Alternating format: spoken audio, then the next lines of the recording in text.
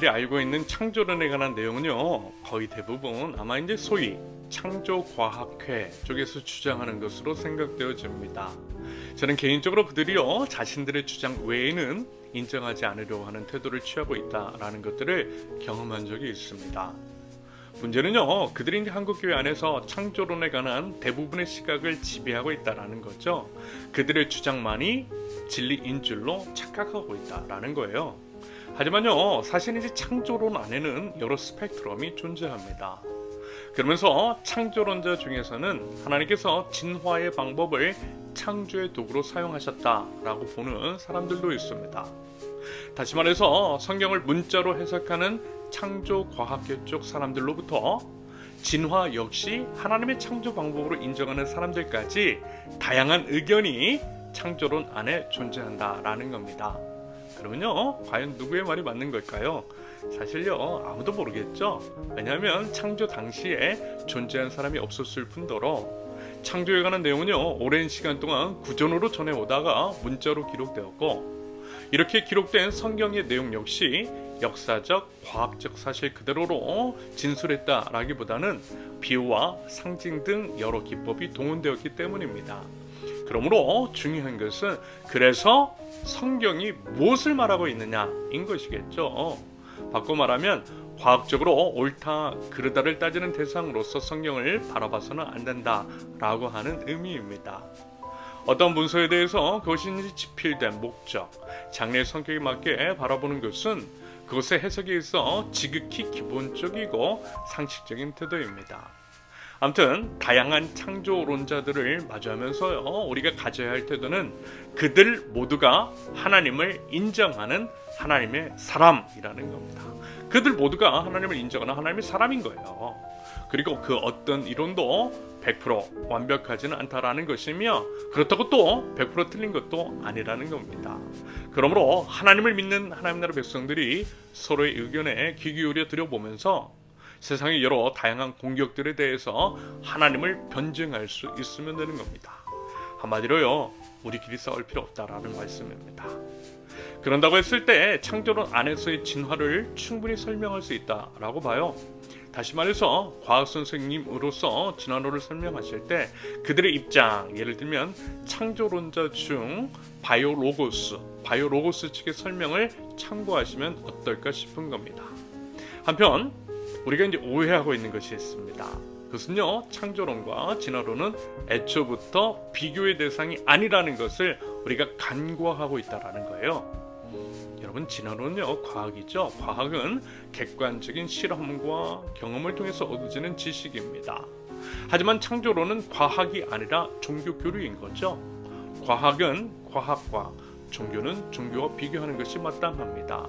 과학을 종교로, 종교를 과학으로 판단할 수 없다라는 의미인 거예요.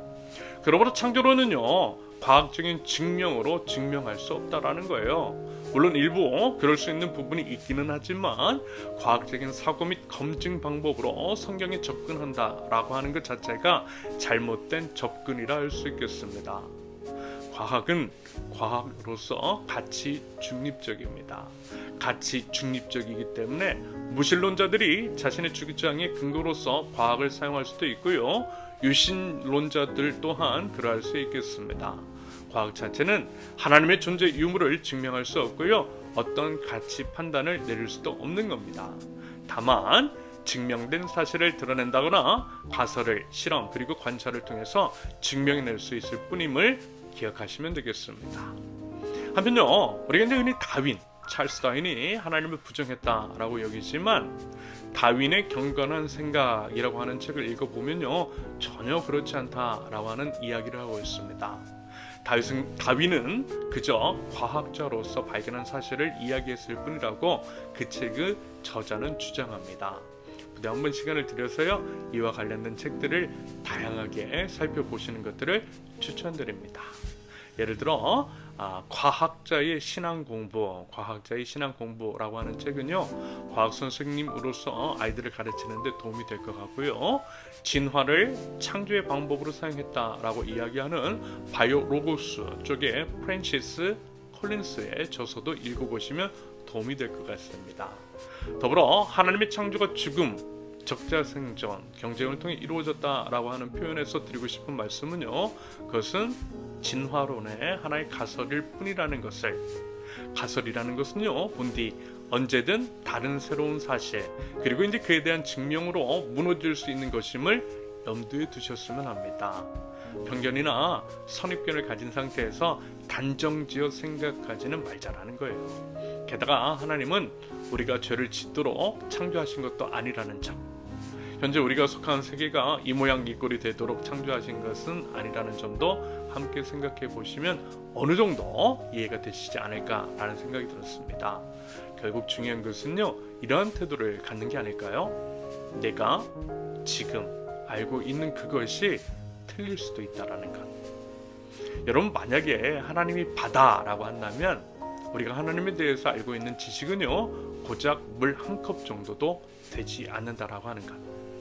하나님의 창조, 섭리 및 방법 역시 우리가 감히 가늠할 수 없다라는 겁니다.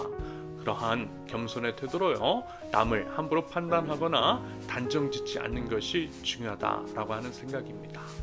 사실 스스로 연구하거나 숙고 및 검증의 과정이 없이 누군가의 말을 무비판적으로 맹종하고 있으면서 그것이 마치 절대적인 진리인 양 강하게 주장하는 모습이 우리 안에 너무 만연해 있지 않나 싶습니다.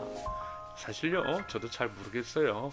하나님에 대해서 알아가면 알아갈수록 모든 것이, 모르는 것이 점점 더 많아지고, 그래서 더욱 신중에 신중을 기하게 되는 것 같습니다. 부디 하나님을 제대로 그리고 바르게 알아갈 수 있기를 바라고요. 하나님 나라 백성으로서의 바른 태도, 겸손한 태도, 서로를 포용하고 수용하는 태도를 갖는 저와 여러분들 모두가 될 수 있기를 바랍니다.